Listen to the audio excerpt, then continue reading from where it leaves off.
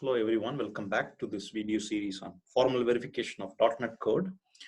In this segment, I'm going to talk about how the .NET code contract tool can actually infer contracts for us from the source code. One of the things that we often need is to be able to specify precondition, postcondition, and invariance when we verify code correctness.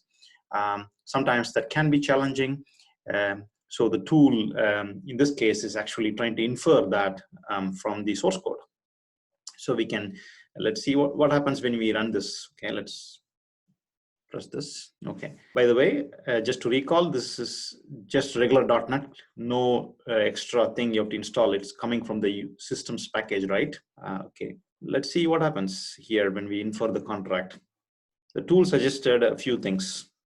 Array access might be above the upper bound, possible use of null array. So it also suggesting us to add these two statements as part of the contract. So let's go through this. This is a small code anyways. Given the max function, right, the goal is to find the max of the given array using this max function.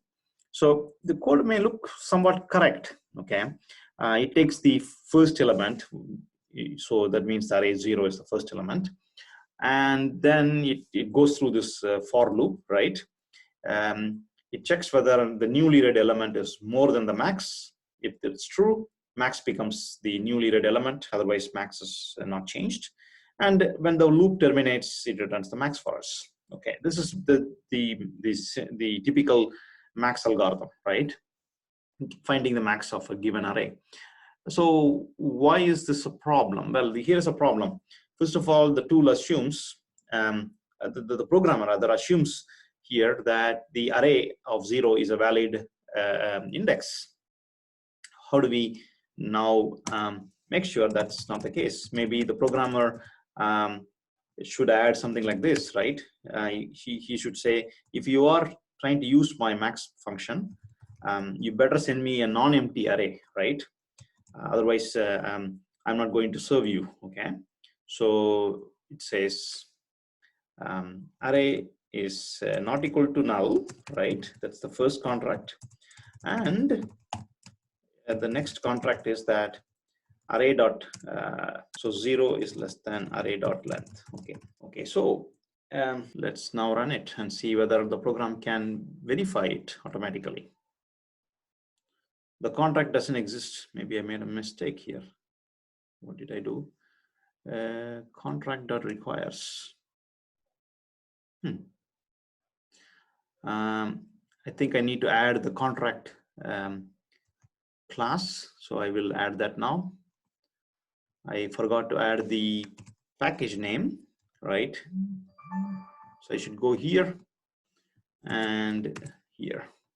And now I run it. Okay, very nice. It validated all of the conditions. It automatically checked many more properties that I'm not going to dive. It inferred, it didn't infer any new preconditions because we did put the preconditions here, right? Line number 10 and 11, which was basically coming from the tool itself. And now someone who's using the max will know, okay, they cannot use our max without satisfying these two conditions, right? So let me show you what happens if I try to use that in a wrong way. Let's try this, right? Say I'm going to write my own little static void main, right? And what happens if I try to call, let's create an array, right? Of array of length 0, okay, which means an empty array, kind of useless, but I'm going to try that. And then I'm going to call the max with my empty array. Let's see what happens. Hopefully the tool will tell us that we violated the precondition required for the max, right?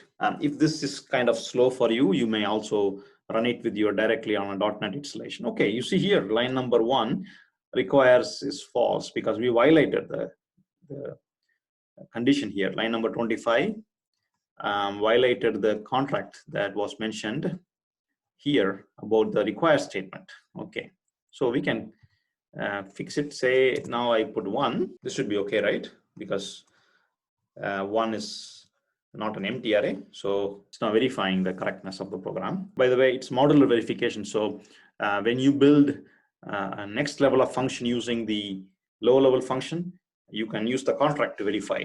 Okay, anyway, that's an extra piece of information. So it's validated 100%, it says. So what happens if I send a null array now?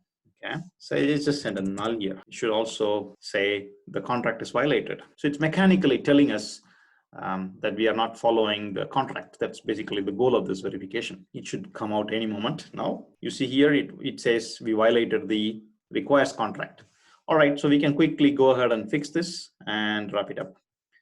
Okay, so I can just remove the null, of course. And as I shown you earlier, I can put any other number I like. It should be able to tell me that I'm using the max function correctly. Okay, we are not really checking whether the max function itself is correct. We are only checking whether the main function is actually using the max correctly, right? According to the contract. That's the goal of this video. If you wanted to verify that, then you would have to add contract that ensures to make sure that the output value is greater than or equal to all the elements in the array, right? And it's one of the elements in the array. So that would be some more involved specification that you have to do to get it right. Okay, that's all. Thank you very much.